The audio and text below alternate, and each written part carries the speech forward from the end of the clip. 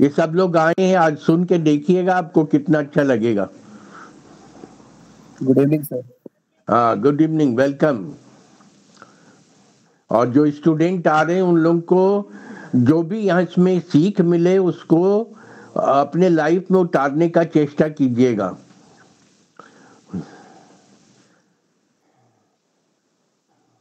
एक बार फिर हम प्रसाद साहब को लगा के देखें। यहाँ किसी को आइडिया है कि मीट में, गूगल मीट में स्क्रीन शेयर कैसे करते हैं? हाँ सर जो आपके राइट साइड में, बॉटम राइट साइड में 3 डॉट्स होंगे, उन पे आपको क्लिक करना है। ठीक है, हाँ कर दिया। एंड देन आपके सामने ही ऑप्शन आ जाएगा शेयर स्क्रीन। वही शेयर स्क्रीन नहीं आ रहा है इसमें। Change layout, full screen, open picture in picture mode, open a white board, jam, report a problem, trouble shooting, settings में भी नहीं है कुछ। इसमें स्क्रीन शेयर नहीं आ रहा है, क्यों? सर वो आप लैपटॉप यूज कर रहे इसीलिए नहीं आ रहा। लैपटॉप में वहां पर एक ऑप्शन होता है मिडिल में, देखिए ऑप्शन है मिडिल में नहीं, माइक्रोफोन है, कैमरा है, कैप्शंस वाला है, सेंड अ रिएक्शन है, present now, raise a hand. Present now, वही प्रेजेंट नाउ वही है।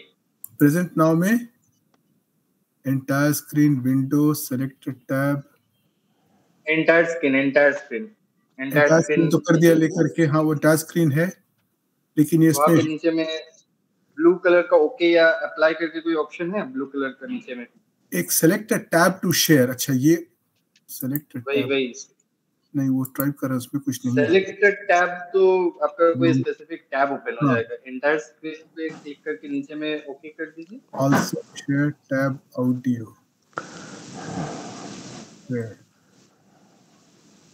विंडो, एंटायर स्क्रीन नहीं, इसमें कहीं स्क्रीन शेयर क्यों नहीं आ रहा है? वही है सर, स्क्रीन शेयर वही है लैपटॉप में, उसी को स्क्रीन शेयर बोलते हैं। उसमें एंटायर जो विंडो है ना तो प्रेजेंट करना होता है। विजुअल इफेक्ट्स नहीं चाहिए तो विजुअल इफेक्ट्स आ रहा है, फिल्टर्स इफेक्ट्स है, no reaction, turn on captions, turn off camera, video settings.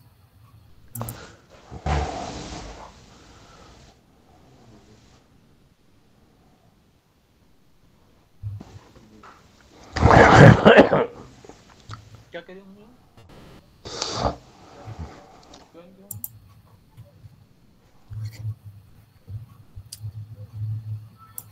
Sharad ji help कीजिए, शरद जी जरा हेल्प कीजिए। दिलीप सिन्हा सर एक ये भेज दे क्या यूट्यूब लिंक? यूट्यूब का लिंक, उसमें क्या होगा? आपको वहां पे दिख जाएगा, मतलब यहाँ से हम एक्सप्लेन नहीं कर पा रहे। तो आपको चैट बॉक्स में यहाँ पे जो गूगल मीट के चैट बॉक्स में एक लिंक भेजे, इसको एक बार क्लिक करके देखिए। 1 मिनट से 1.5 मिनट का वीडियो है। 1 मिनट का वीडियो है, 1.5 मिनट भी नहीं, 1 मिनट का वीडियो है। उसमें आपको दिखा देगा कैसे करके वो शेयर करते। ठीक है, क्लिकेबल लिंक है। आप गूगल मीट का चैट बॉक्स को ओपन कीजिए जो गूगल मीट में ज्वाइन किए। हाँ ठीक है, हाँ है इसमें। अच्छा आपने लिंक भेजा उसमें, ठीक। अच्छा हम देखते हैं, ये वहां पे आपको वहां पे बता देगा कि कैसे करते हैं।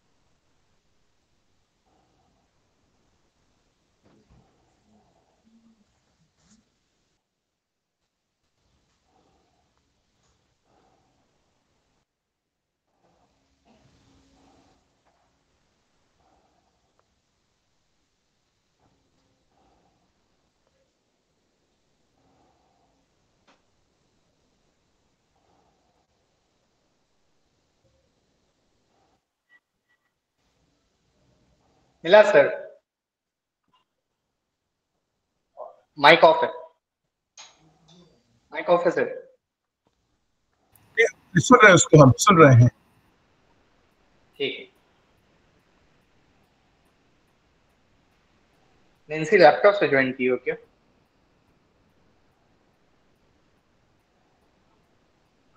नैन्सी?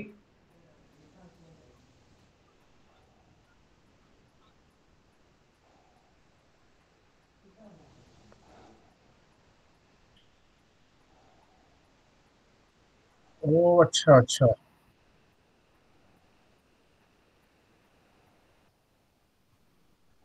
मिला सर? हाँ मिला वो। और उसमें बोलता ये है कि हमें पहले जाना होगा मोर ऑप्शंस प्रेजेंट नाउ में। नहीं सॉरी, ये तो गलत हो गया। नैन्सी लैपटॉप से ज्वाइन की हो क्या? नहीं ये भी नहीं है, एक मिनट। प्रेजेंट नाउ कहाँ गया?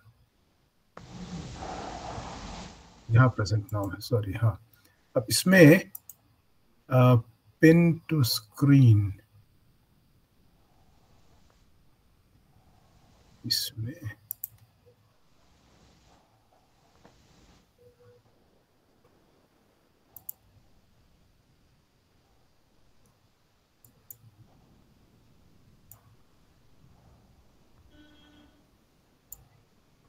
हाँ अब आ गया। इसमें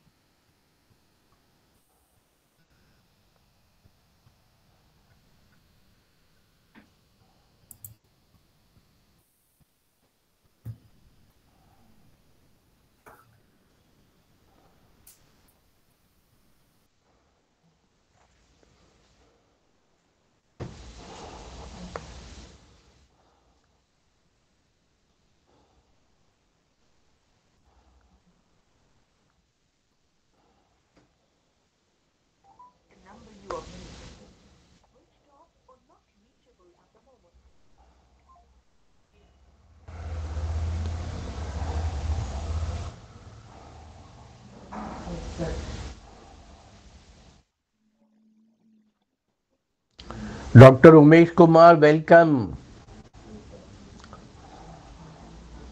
उमेश कुमार जी, आपका स्वागत है।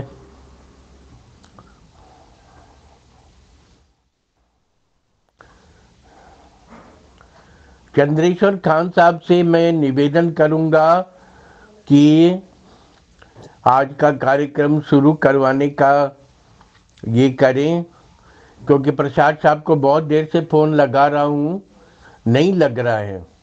अजय कुमार जी भी आ गए हैं और उनका स्वागत है।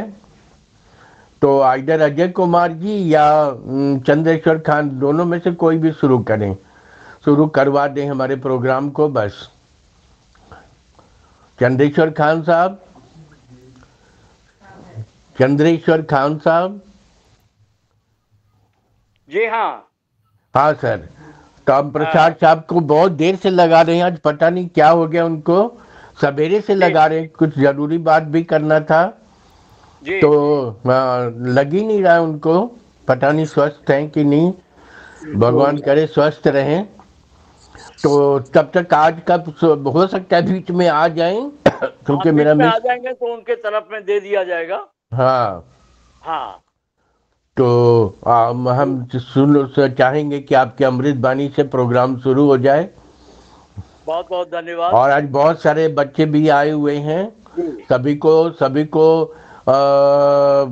का स्वागत हम करते हैं। और सभी आप लोग अपना मतलब व्हाट्सएप से मेरे व्हाट्सएप में जुड़ जाइएगा, तो अपने वेब ग्रुप में डाल करके हमारे ये शरद साहब उन सब का सर्टिफिकेट बना देंगे, और सर्टिफिकेट बना करके एक नया अभियान उन्होंने सुझाव दिया, और सभी को एक सर्टिफिकेट भी मिलेगा, और सब इसका रिकॉर्डिंग भी सब हम लोग रखते जाते हैं, और ये हमारे बहुत काम का होगा। ये आज के लेक्चर में ही आपको समझ में आ जाएगा, तो आप लोग बहुत ध्यान से सभी बातों को सुनेंगे।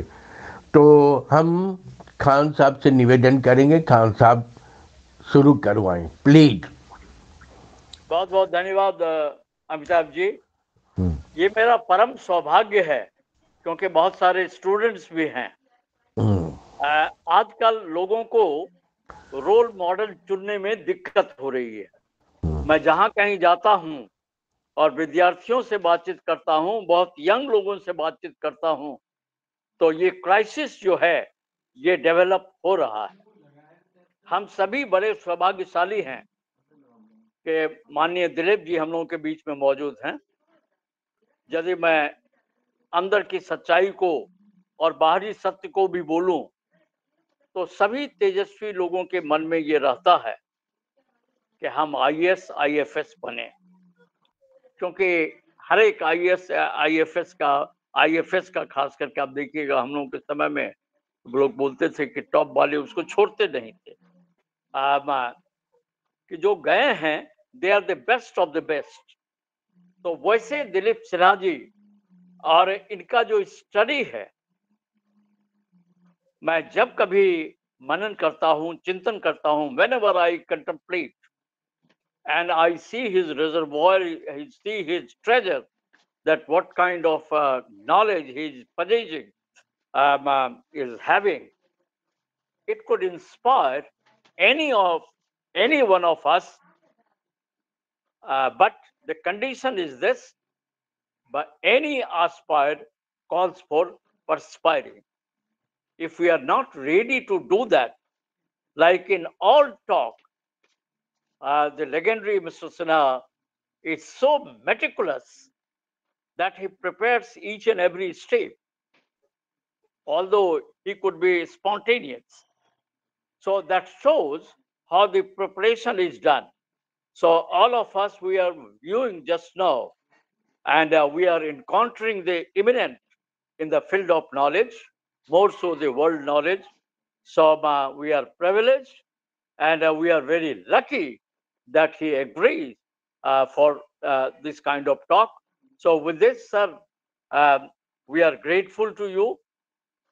We pray, Lord God, that energy flows through you and it radiates, it goes to the head and heart of the many people. So with this, we welcome you. I'm too small a person, but being very, very close to people like you, I know the depth, I know the treasure.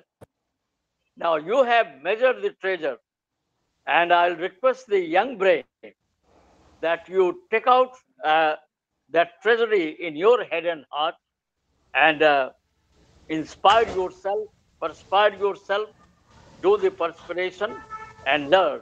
So I won't speak much in the presence of a man who is very wise, full of wisdom, but definitely on behalf of all of us, Ajay ji,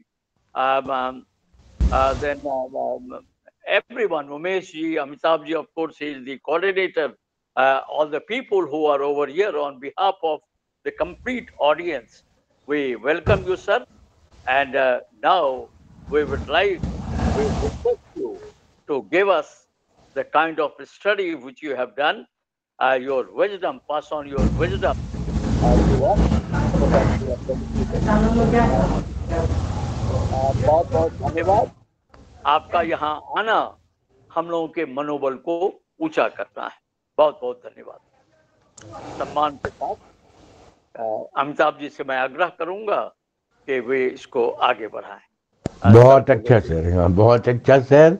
Chandreshwar Khan साहब की अमृत बानी सभी जितने भी लोगों को यहाँ पर मौजूद हैं बता दें कि हिंदुस्तान के बेस्ट फैकल्टी अवार्ड विनर हैं हमारे खान साहब।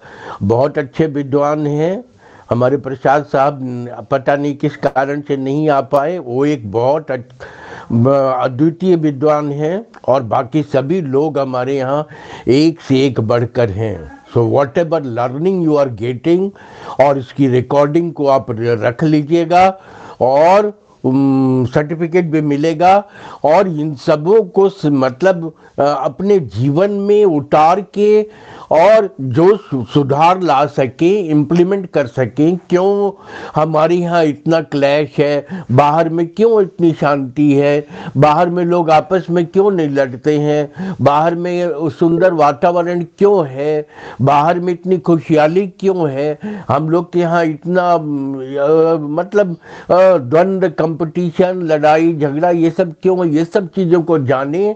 और दोनों जगह का, कंबोडिया, वियतनाम और इंडिया के कल्चरल डिफरेंस को, ये सब्जेक्ट पर ध्यान गया था हमारे चीफ गेस्ट प्रसाद साहब का, और उन्होंने कहा था कि दिलीप सिन्हा साहब से भी रिक्वेस्ट कीजिएगा, वो अपना अनुभव बताएंगे। और उन्होंने भी, और उनकी सुपुत्री जो अमेरिका में है, उन दोनों ने मिलके अप्रैल में अमेरिका और इंडिया के कल्चर के डिफरेंस के बारे में बताएंगे। तो इतना सुनहरा मौका फिर आप लोगों को बहुत कम ही मिलेगा। ये ईश्वर की कृपा है कि इतना सुंदर वेबिनार चल रहा है, और इसमें हमारे आज सारे स्टूडेंट भी लाभान्वित होंगे। और ध्यान से शुरू से अंत तक सुनिएगा, लर्निंग को अडॉप्ट कीजिए और उसको इम्प्लीमेंट कीजिए। हम लोग इस उम्र में भी इम्प्लीमेंट करने का प्रयास कर रहे हैं, और आप तो यंग हैं, अपने एसोसिएशन में, अपने परिवार में और अपने सोसाइटी में जो अच्छी बातें ये अच्छे लोगों से, गुणकारी लोगों से सीख रहे हैं, उसको प्रचार प्रसार भी करें और आगे बढ़ें। ईश्वर का साथ हम लोगों के साथ है, हम लोग आगे बढ़ेंगे। हम प्रसाद साहब से, ये दिलीप साहब से अनुरोध करेंगे कि वो अपना व्याख्यान शुरू करें। दिलीप साहब, वेलकम, आपका बहुत स्वागत है। हम लोग बहुत लकी हैं कि आपको पाए, और प्रसाद साहब को बहुत बहुत धन्यवाद को बार बार हमको, आपको और राम मोहन साहब को बुलाने के लिए उत्प्रेरित करते हैं। और हम लोग भी आपके मेरिट को देख चुके हैं, आपके रिकॉर्डिंग को रखे हुए हैं, तो हम आज भी बहुत कुछ नया सुनेंगे, नया सीखेंगे और अपने जीवन में उतारेंगे, हमारे में जो कमी है उसको दूर करेंगे। तो दिलीप साहब। नमस्ते अमिताभ जी, आपने मुझे निमंत्रित किया इस गोष्ठी को संबोधित करने के लिए, और चंद्रेश्वर जी, आपको बहुत बहुत धन्यवाद। आपने जो इंट्रोडक्शन दिया हमारा कुछ ज़्यादा, कुछ अतिशयोक्ति थी, लेकिन मैं कोशिश करूंगा कि आपके जो जो जो एक्सपेक्टेशन है उस पर मैं खरा उतरूं। तो आज का जो मेरा जो टॉक है वो मैं हिंदी इंग्लिश मिला के बोलूंगा, ताकि जैसा हम लोग आज बातचीत में इस्तेमाल करते हैं आम तौर पे, कि दोनों मिला जुला रहेगा।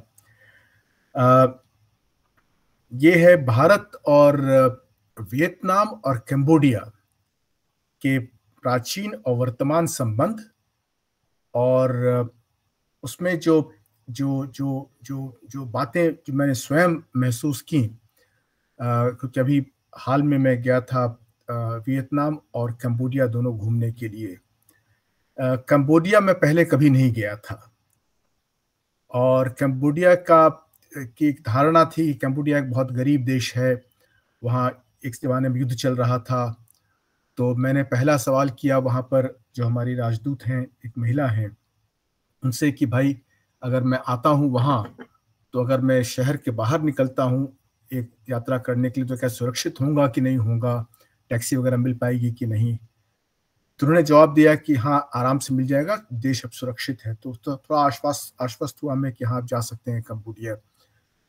तो कंबोडिया जाने का मेरा मन इसलिए था कि वहां पर आप सबको मालूम हुआ कि अंकोर वट नाम का एक मंदिर समूह है, वो विश्व का सबसे बड़ा धार्मिक स्ट्रक्चर है। मतलब इतना बड़ा स्ट्रक्चर दुनिया में कहीं किसी भी धर्म के किसी भी पूजा घर का नहीं है। और ये जो मंदिर था ये बना था 12वीं शताब्दी में। वहाँ एक राजा हुआ करते थे सूर्यवर्मन द्वितीय, उन्होंने बनाया था। करीब 28 वर्ष लगे थे उन्हें बनाने में। तो मुझे ये देखने का बहुत मन था, और लेकिन कंबोडिया जाने के लिए यहाँ से डायरेक्ट फ्लाइट नहीं है। या तो बैंकॉक होके जाता है आदमी, या फिर वियतनाम होके जाता है। तो बैंकॉक में भी हाल में ही गया था, इसलिए मैंने कहा कि अब वियतनाम होके चलेंगे तो वियतनाम घूमना भी हो जाएगा। तो हमारी यात्रा शुरू हुई दिल्ली से, हम हनोई गए। हनोई उत्तरी वियतनाम में है और वियतनाम की राजधानी है। तो हनोई गए, वहाँ करीब 1 सप्ताह रहे। वहाँ से फिर हमने फ्लाइट ली और अंकोर वाट, उत्तरी कंबोडिया में एक छोटा सा शहर है सिएम रीप करके, उस सिएम रीप में ही स्थित है। तो वहाँ के लिए फ्लाइट ली, सिएम रीप गए। सिएम रीप में 5 दिन रहे, वहाँ का सारा इलाका घूमा। उसके बाद वहाँ से टैक्सी लेकर, वहाँ से 300 किलोमीटर दूर है कंबोडिया की राजधानी फनोम पेन। तो फनोम पेन वहाँ से करीब 300 किलोमीटर दूर। तो हमने वहाँ से टैक्सी ली और आधा कंबोडिया पार करते हुए फनोम पेन पहुँचे। फनोम पेन में 2 दिन रुके और वहाँ से फिर दक्षिण वियतनाम में जो मुख्य शहर है उसका पुराना नाम साइगोन है। शिवगांव से साइगोन बना था वो, और अब उसका नाम हो ची मिन सिटी हो गया है। हो ची मिन आपको याद होगा, वियतनाम के बहुत बड़े रेवोल्यूशनरी लीडर थे, उनके नाम पर इस शहर का नाम रखा गया है। तो फनोम पेन से फिर हम फ्लाइट लेके हो ची मिन सिटी आए और वहां से वापस आ गए। तो लगभग 2 सप्ताह की यात्रा थी ये। तो इसमें वियतनाम तो खैर बहुत सुंदर जगह है, उसके बारे में बताएंगे। लेकिन जो इसमें जो सरप्राइज पैकेज था वो था कंबोडिया। कि कंबोडिया में मुझे अंदाज नहीं था कि भारत के साथ कंबोडिया के संबंध इतने नजदीक रहे थे किसी जमाने में, और अभी भी वो संबंध एक स्तर पर कमजोर पड़ गए हैं, क्योंकि चीन के संबंध कंबोडिया से बहुत ज्यादा मजबूत हो गए हैं। हमारे पास उतनी आर्थिक शक्ति नहीं है कि हम वो चीन से मुकाबला कर सकें। लेकिन जो हमारे जो पारंपरिक संबंध हैं वो अभी भी इतने मजबूत हैं कि वहां पर एक जीवंत भारतीय सभ्यता देखने को मिलती है। अब सिएम रीप के होटल में, अब जब भी मैं जाता था होटल के अंदर या होटल के बाहर, तो जो रिसेप्शन पे जो लोग खड़े रहते थे वो हाथ जोड़कर नमस्ते करते थे, एकदम पूरा हाथ जोड़कर नमस्ते करते थे। ऐसा थाईलैंड में करते हैं और कुछ इलाके बाली में करते हैं, लेकिन उसके अलावा हाथ जोड़कर नमस्ते करने की परंपरा लगभग हमारे जिस पर समाप्त हो ही चुकी है। बाकी देशों में भी कहीं नहीं है, लेकिन कंबोडिया में हर जगह हमने देखा कि वो हाथ जोड़कर झुक के नमस्ते करते थे। और वहां पर अधिकांश लोग, वहां पे लगभग 80-90% लोग अपने आप को बौद्ध कहते हैं, और तेरावाडा बुद्धिस्ट धर्म जो है उसके अनुयायी हैं। ये जो बौद्ध परंपरा श्रीलंका की है वो परंपरा वहां पे है। दक्षिण जो बौद्ध परंपरा थी, दक्षिण बौद्ध पंथ जो था, उसको तेरावाडा कहते हैं या हीनयान भी कहते हैं। वो बौद्ध धर्म वहां गया था। तो वो बौद्ध धर्म तो वहां पे है ही, वहां पे बहुत भिक्षु हैं, बहुत सारे बौद्ध मंदिर हैं, लेकिन साथ साथ जो वहां पे जो वैदिक धर्म के जो देवी देवता थे उनकी पूजा आज भी होती है।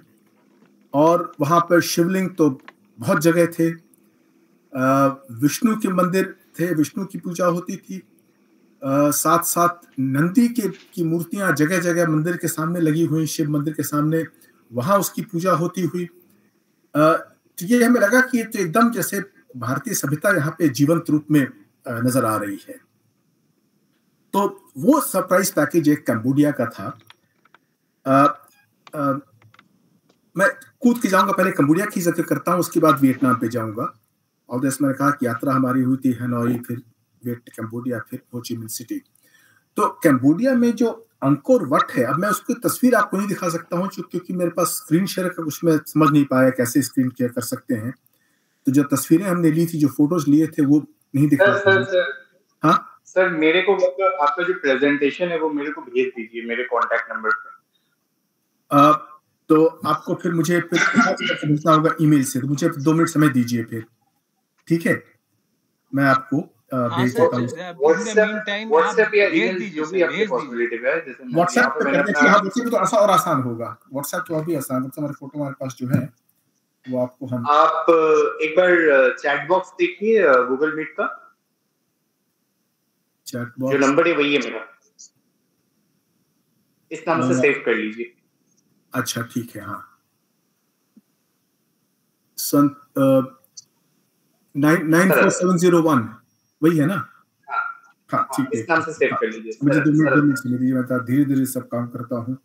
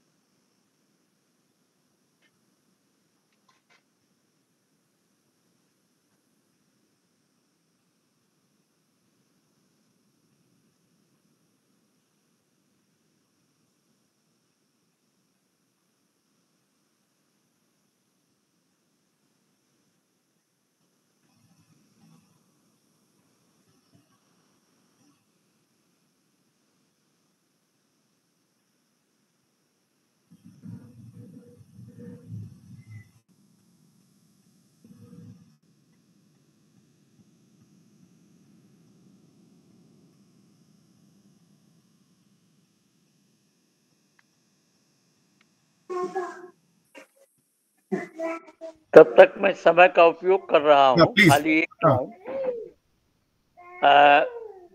माननीय दिलीप साहब ने जो कहा कि अतिशयोक्ति, तो मेरे मन में ये आया, ये अतिशयोक्ति नहीं है, ये उचित युक्ति है और अभिव्यक्ति है, क्योंकि जो हमने कहा है उससे कहीं अधिक है और ये जानना समझना हम लोगों को जरूरी है और उसकी झलक आप देख रहे हैं। और specially to the students, see how a learned person learns. When we request, when we obey, and when we accept, ये तरीके हैं, क्योंकि none of us are Mr. K.A. K.A. is know all. हम में से कोई भी know all नहीं है। तो जितना सीखते जाइएगा उतनी ये अभिव्यक्ति प्रबल होते जाती है कि आसानी से कि मैं ऐसे करूंगा, इस तरह से करूंगा। और जैसे देखिएगा कि मेरा बेटा जो है जब आता है घर और हम उसकी तरफ देखते हैं कि काम करवाने के लिए थोड़ा सीखते कम है, काम ही अधिक करवा लेते हैं, तो मेरी पत्नी देखने लगती कि अभी आया है, पहले उसको खाने होने दी, मतलब काम करके उतरा है सॉफ्टवेयर में। तो ये मैंने सोचा कि खाली समय में इसका उपयोग करके आपको आह्वान, आपको रिक्वेस्ट करूं, हम सबों को, including me, including everyone. Umesh ji की नजरों को आप देखें, अजय जी को देखें, सार सत्व, बड़े अच्छे अच्छे नाम हैं, निधि, तो सारे चीज आपको। और आज तो शिवरात्रि का दूसरा दिन है। थोड़ी देर पहले हमने अपना मुंह साफ किया कहीं जाने के लिए, नहीं तो हमने भी पूरा त्रिपुंड लगाया हुआ था, क्योंकि एक बहुत सारे कैलाशी यहाँ आए हुए हैं, उनका अभिनंदन, वंदन और उनका स्वागत करना था। तो शिवरात्रि के दिन हम लोग शिव कैसे कंबोडिया या अन्य जगहों में हैं उसको समझेंगे। ये एक भावपूर्ण चीज है। धन्यवाद।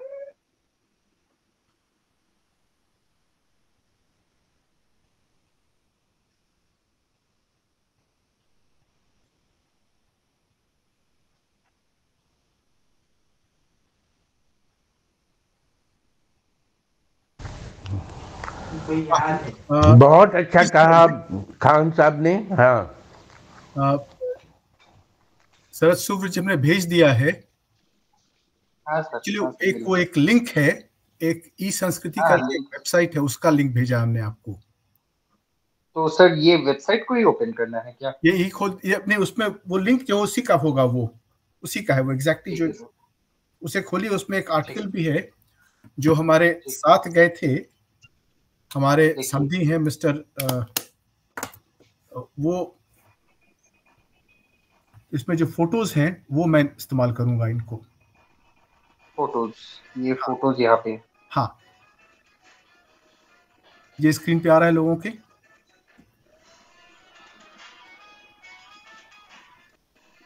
पे आ रहा है सर, आ रहा है, आ रहा है ना। अब अब ये जो मंदिर है, ये अंकोर वट का मंदिर नहीं है। ये अंकोर वट एक बहुत बड़ा एक शहर है। अंकोर शब्द जो है वो नगर शब्द से बना है। नगर और वट बोलते हैं मंदिर को वहां। तो अंकोर वट मतलब हो गया नगर का मंदिर या मंदिरों का नगर। क्योंकि कंबोडियन भाषा में एक बड़ी मजेदार बात है कि बहुवचन वहां लोग नहीं बनाते हैं, एक वचन को ही बहुवचन बताते हैं। वट और टेम्पल और टेम्पल्स में अंतर नहीं है। कुछ हद तक मेरे ख्याल से हिंदी में भी अब मंदिरों का शहर हम कहेंगे और शहरों के मंदिर कहेंगे या नगरों के मंदिर। तो के से मालूम हुआ कि हम कई मंदिरों की बात कर रहे हैं, लेकिन जैसे अंग्रेजी में टेम्पल का टेम्पल्स हो जाता है, वैसे हिंदी में मंदिरों कुछ तब कुछ कारक में ही इस्तेमाल होता है। हर नॉमिनेटिव केस में नहीं लगाते हैं हम, प्लूरल नहीं बनाते हैं। तो वही एक ट्रेडिशन वहां भी है मेरे ख्याल से। तो वो वट को, अंकोर वट को हम सिटी ऑफ टेम्पल्स भी बोल सकते हैं ट्रांसलेशन में। तो अंकोर वट में एक तो बहुत बड़ा मंदिर है जो अंकोर वट जिसे मुख्य मंदिर बोलते हैं, जिसका हमने जिक्र किया। और उसके अलावा कई 100 मंदिर कहा जाएगा वहां पे हैं। जैसे ये मंदिर जो है, ये एक शिव मंदिर है। ये उससे भी पुराना मंदिर है जो एक राजा ने बनाया था वहां पर। और वहां पे मंदिर बनाने की परंपरा, दो किस्म की परंपरा है। एक फ्लैट जो कि सब कुछ जमीन के स्तर पर ही होता है, और एक जो पहाड़ की तरह बनाते हैं। ये पहाड़ की तरह है कि आपको ऊपर चढ़ना पड़ता है। तो जो पहाड़ की तरह बनाते हैं उसको लोग बोलते हैं कि वहां पर वो मेरू का, माउंट मेरू जो जो जो जो पहाड़ जो भारत में हम लोग कहते हैं कि वो विश्व का, पृथ्वी का केंद्र था, उस पर्वत की नकल करके ये लोग बनाते थे। तो ये जो मंदिर जिसकी तस्वीर आपने देखी, वो मंदिर, चाहे अंकोर वट का मंदिर तो बहुत ही ऊंचा है। मेरे ख्याल से 60-70 मीटर के आसपास की ऊंचाई का मंदिर है वो। और उसका जो आखिरी शिखर जो है वो चढ़ना बहुत ही मुश्किल है। और उसमें यूनेस्को ने ही बनवाया है, एक सीढ़ी बनाई है लकड़ी की, जिसे लोग पकड़ के चढ़ सकें। ये जो तस्वीर देख रहे हैं आप, ये बाद में बना था। ये अंकोर वट के बाद जो राजा थे उन्होंने बनाया था, एक पूरा शहर ही बनाया था। और ये शहर का द्वार है, और उस द्वार पे ये तस्वीर है, मूर्ति है। ये मूर्ति, बहुत तरह की मूर्ति यहाँ पे होती हैं बल्कि शिव, विष्णु और बुद्ध, ये 3 प्रमुख हैं वहां पर। कंबोडिया के लोग प्रारंभ में शैव थे, उसके बाद धीरे धीरे वैष्णव बने, और उसके बाद बौद्ध बन गए। अंकोर वट का मंदिर जो है जब बना था 12वीं शताब्दी में, तो वो उसमें विष्णु की मूर्ति थी, एक लंबी खड़ी मूर्ति थी, करीब 10-12 फीट ऊंची। वो मुख्य मूर्ति थी वहां पे। उस मूर्ति को उन्होंने बाद में जब बौद्ध बने तो उस मूर्ति को उतार करके एक दूसरे स्थान पर रख दिया, और वहां पर बुद्ध की एक मूर्ति लगा दी गई। तो कंबोडिया में हम देखते हैं 2 तरह के प्रयास वहां पर हर समय हुए हैं राजाओं द्वारा। एक की शैव और वैष्णव धर्म को किसी तरीके से मिला के रखा जाए। तो वहां पर हरिहर की मूर्ति खूब बनती है। हरिहर मतलब शिव और विष्णु का, दोनों का मिला करके बनाने का। और दूसरा है कि बौद्ध और हिंदू वैदिक देवी देवताओं को मिला करके रखने का। ये जो आपने मंदिर देखा, जो द्वार जो था, उसमें दोनों तरह के वहां पे हैं मंदिर हैं, बौद्ध भी और वैष्णव भी और शैव भी, तीनों तरह के मिलते हैं। और आगे चलेंगे जरा।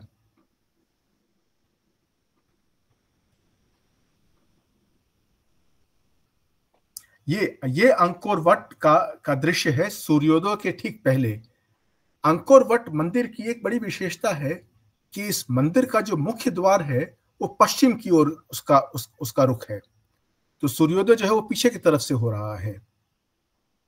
और इसका कारण लोग बोलते हैं कि जो राजा थे सूर्यवर्मन द्वितीय, वो चाहते थे कि दिखाना कि जीवन जो है वो पश्चिम को मानते हैं मृत्योन्मुख होता है, तो वो चाहते थे दिखाना कि जीवन जो है वो क्षणिक है और हम सबको एक दिन जाना है। तो उस दृष्टिकोण से उन्होंने पश्चिम की ओर इसका मूर्ति का रुख रखा था। तो ये सूर्योदय पीछे से हो रहा है और इसके ठीक सामने एक तालाब है जिसमें कि इसका प्रतिबिंब पड़ता है सुबह सुबह। बहुत सुंदर लगता है ये जो मंदिर का। और मंदिर में अभी तो सिर्फ 3 नजर आ रहे हैं। एक मुख्य शिखर है और उसके 4 कोने पर 4 छोटे छोटे शिखर हैं जो कि मंदिर का पूरा रूप देते हैं। ये एक विहंगम दृश्य है वहां का। जो दूर में आप देख रहे हैं दाहिने तरफ, वो अंकोर वट का मंदिर है और उसके आसपास फिर तालाब और बहुत सारी चीजें हैं। अंकोर वट मंदिर की बहुत बड़ी विशेषता है कि उसके चारों तरफ जैसे किले के चारों तरफ नदी पानी होता है, मोट जिसे बोलते हैं, वो एक बहुत ही सुंदर खूब चौड़ा, करीब 50 मीटर चौड़ा एक लेक जैसा है, तालाब जैसा है, चारों तरफ बना हुआ है और बहुत ही साफ सुथरा। जो कि सबसे बड़ी बात नजर आती है वहां पर कि जहां भी पानी था, तालाब हो या नदी हो, पानी बहुत साफ होता था और पानी में हम हर जगह कमल खिलता था। उतना कमल तो हमने इंडिया में कहीं नहीं देखा है। ये जो दृश्य आप देख रहे हैं, कॉरिडोर जो है, ये अंकोर वट के एक स्तर का है, एक लेवल का है, जिसमें कि दाहिने तरफ देख रहे हैं आप, दीवार पे कारीगरी की गई है, चित्रकला है। उसमें एक महाभारत का है और एक रामायण का। पूरा महाभारत के दृश्य और पूरा रामायण के दृश्य। तो भीष्म के ऊपर तीर लगे हुए हैं, भीष्म गिरे हुए हैं शैया पर, शांति पर्व की शिक्षा दे रहे हैं, वो सब ऐसी तस्वीरें जो कि भारत में देखने को नहीं मिलती हैं अभी, वो वहां पर देखने को मिलती हैं। ये जो मूर्ति आप देख रहे हैं, ये विष्णु की पुरानी मूर्ति थी जो उन्होंने नीचे उतार दी। और विष्णु की मूर्ति है ना, ये बौद्ध नहीं, ये बुद्ध की मूर्ति, ये वाली मूर्ति नहीं है। ये बुद्ध की मूर्ति अब ऊपर चली गई है। ये विष्णु की मूर्ति है जो उन्होंने नीचे उतार के रखी है। लेकिन देखिए, इसकी पूजा हो रही है और उसी मंदिर में पूजा हो रही है। तो और ऊपर जो मुख्य मंदिर है, जो मुख्य मूर्ति है, वो बुद्ध की हो गई है अब।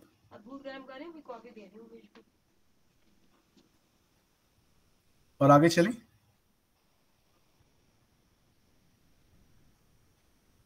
चलें। ये मंदिर जो है, ये जो पुराना जो पिछला था, ये मंदिर यहाँ पर ये फ्लैट मंदिर का उदाहरण है, जिसमें कि पहाड़ नहीं बनाया गया है, जमीन के स्तर पर ही मूर्ति स्थापित है और मंदिर उसी स्तर का है। इसकी कारीगरी बहुत ही अद्भुत है। लगता है जैसे लकड़ी के ऊपर काम किया गया है और इसमें भी वही शिव, विष्णु और इसकी मूर्तियां हैं। वहां पर एक और, अच्छा आगे चलें तो आपको दिखाएंगे हम। आगे बढ़ें फिर।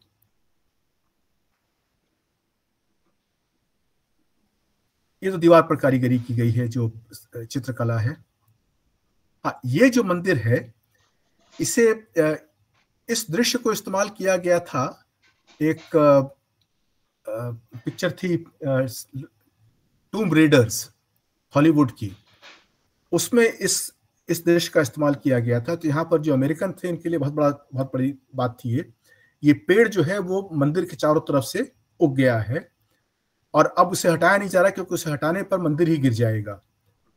तो ये एक मंदिर है जो कि वहाँ बहुत बहुत फेमस मंदिर है, जो कि इसे फिल्म में इस्तेमाल किया गया है इसका। आगे बढ़े। ये उसी मंदिर का एक हिस्सा है।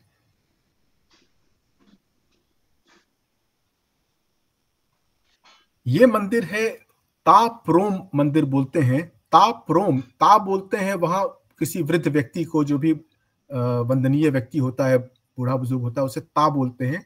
और प्रोम जो है वो ब्रह्मा का कंबोडीकरण कहिए उसे। प को ब को प कर देते हैं, और तो PROHM करके ताप्रोम मंदिर है, जो कि आर्कियोलॉजिकल सर्वे ऑफ इंडिया जिसका रिपेयर रेस्टोरेशन कर रहा है। तो ये बहुत मुश्किल काम है, क्योंकि सारे पत्थर टूट के गिरे हुए हैं, उन सबको इकट्ठा करके वो धीरे धीरे बना रहे हैं। ये कॉरिडोर पूरा बना के तैयार किया हुआ है ASI ने। तो ये एक बहुत बड़ा कंट्रीब्यूशन है भारत का उसमें, मंदिर के रेस्टोरेशन में। इसमें आगे बढ़ते हैं, इसमें खास कोई विशेष नहीं है। इसमें आगे बढ़े। हाँ, ये जो है ये एक मंदिर का ऊपर का द्वार का हिस्सा है, जिसमें कि कारीगरी भी आप देख सकते हैं, बहुत ही रिफाइंड कारीगरी है। मेरे ख्याल से इसमें प्रत्येक मंदिर के मुख्य द्वार पर ज्यादातर इंद्र की तस्वीर हुआ करती है, इंद्र की मूर्ति होती है, और इंद्र ऐरावत पर बैठे होते हैं। और ऐरावत वहां पर तीन सूंड वाले ऐरावत होते हैं हमेशा। इसमें मेरे ख्याल से मुझे नजर नहीं आ रहा है कि है कि नहीं है ऐरावत का, लेकिन हर जगह वो हुआ करता था कि इंद्र ऐरावत पर बैठे हुए हैं, और हर मंदिर के द्वार पर वो रहता था। आगे बढ़े। ये ऐसी एक मंदिर है, आगे बढ़ सकते हैं। ये सब वहां के मंदिर।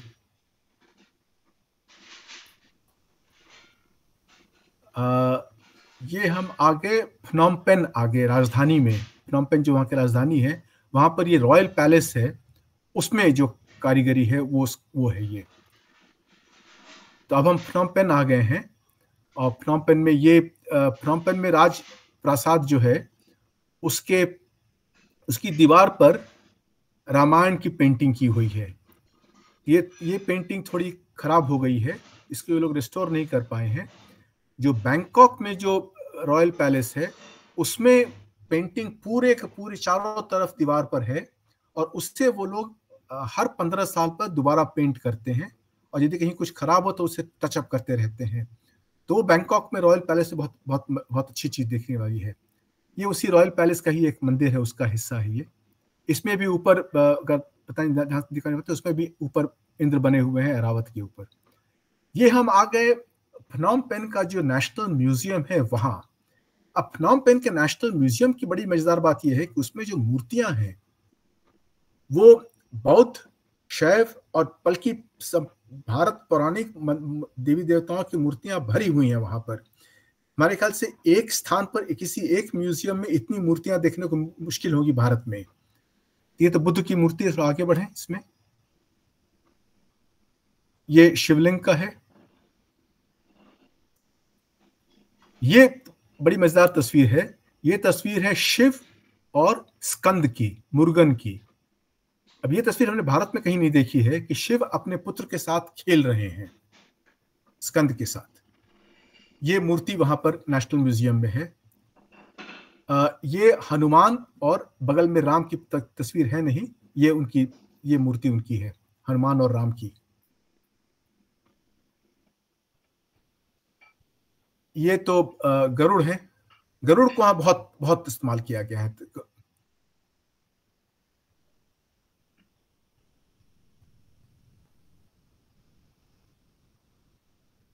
ये नंदी की तस्वीर, अभी देखिए नंदी की तस्वीर है, उसकी पूजा हो रही है, मतलब जीवंत वहां पर धर्म है।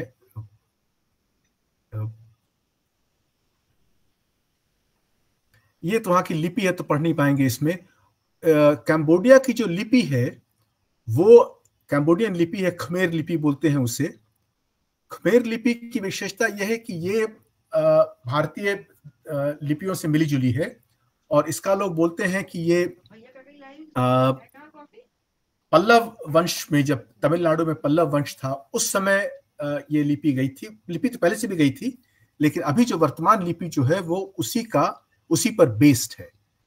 तो देखने से भी लगता है, और कुछ कुछ शब्द जो हैं, कुछ कुछ अक्षर जो हैं वो तमिल से बहुत मिलते जुलते हैं, तो उसी पर आधारित है वो। और इसमें शायद हमें दिखाया नहीं, इसमें उस मंदिर में, उस म्यूजियम में हमने तस्वीर देखी, शिव की तो आपने देखी होगी, स्कंद की तस्वीर, स्कंद की सवारी है मयूर, तो मयूर पर बैठे हुए स्कंद, वो तस्वीर थी। एक मूर्ति थी दुर्योधन की, एक परशुराम की, एक बाली सुग्रीव लड़ रहे हैं उसकी तस्वीर, उसकी मूर्ति, तस्वीर नहीं मूर्ति। तो इतनी तरह की मूर्तियां वहां पर उस नेशनल म्यूजियम में है कि वो देखकर मन खुश हो गया कि ऐसा म्यूजियम है और बहुत अच्छा मेंटेन्ड वहां पर है। तो मैं तो कहूंगा कि अगर किसी को जाना है कभी अगर घूमने के लिए कहीं भी, तो कंबोडिया जरूर जाए। यहाँ से बैंकॉक से 1 घंटे की फ्लाइट होगी सिएम रीप के लिए, और फ्नोम पेन भी जरूर जाए। फ्नोम पेन आमतौर पर लोग नहीं जाते हैं, हमें पता नहीं कैसे हुआ कि फ्नोम पेन चले गए। और फ्नोम पेन में मूर्तियां जो थी म्यूजियम में, वो बहुत ही सुंदर थी। तो जहां तक कंबोडिया के साथ वर्तमान संबंध का सवाल है, आजकल कंबोडिया एक गरीब देश पहले हुआ करता था। कंबोडिया का इतिहास बहुत ही ट्रेजिक इतिहास रहा है। जब वियतनाम, पहले तो उसमें यहाँ पर फ्रांस का कंट्रोल था। फ्रांस ने 1865 में कंबोडिया और वियतनाम और लाओस पर अपना अधिकार जमा लिया था और वहां पर शासन रहा। फिर द्वितीय महायुद्ध में जापान ने आक्रमण किया। जब जापान ने आक्रमण किया तो फ्रेंच वहां से भाग गए। तो द्वितीय महायुद्ध में जापान की जब हार हो गई और जापान की जवानी ट्रूप जब सरेंडर कर दिया उन्होंने, तब फ्रांसीसी सेना वापस गई कैप्चर करने के लिए उसको इंडो चाइना बोलते थे ये लोग, तीनों मिला करके, वियतनाम, कंबोडिया और लाओस को। तो एक सेकेंड जरा मतलब, तो इंडोशीन या इंडो चाइना बोलते थे, और उसकी राजधानी हैनोई थी। तो जब जापानी हार गए तब फ्रेंच ट्रूप्स वहां वापस गए और युद्ध शुरू हुआ, और फ्रेंच ट्रूप्स को हो ची मिन्ह ने हराया 1954 में। तो उसी के तुरंत बाद फिर फ्रेंच ट्रूप्स वहां से हट गए और कंबोडिया ने इंडिपेंडेंस डिक्लेयर कर दिया।